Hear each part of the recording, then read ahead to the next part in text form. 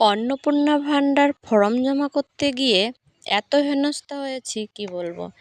যাদের বাড়িতে ছোট বাচ্চা আছে একমাত্র তারাই জানে এই রোদ গরমে বাচ্চা নিয়ে কোথাও বেরোনোর কায়দা নেই। তারপরেও বড়বাবুর কাছে রেখে তোতাকে আমি গেছি। সকাল 10টার সময় যেয়ে 4টের সময় বাড়িতে এসেছি। আর ওরা এদিকে 3 ভাই বোন মিলে ভাইতে মিলে এই আইসক্রিম বানিয়েছে।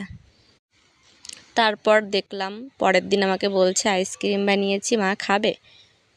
দেখলাম খারাপ হয়নি, আর সত্যি ওরা বানিয়েছে, খুব টেস্টি হয়েছিল। আর তার সঙ্গে আমার তোতা।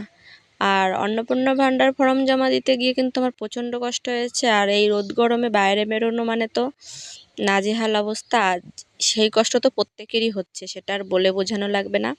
কিন্তু যাই হোক, আইসক্রিমটা ওরা বানিয়েছে ঠান্ডা ঠান্ডা, বেশ দারুণ লাগছে। আর এইভাবে আইসক্রিম তোমরা কে কে খেয়েছো সেটাও কিন্তু কমেন্ট করে জানিও।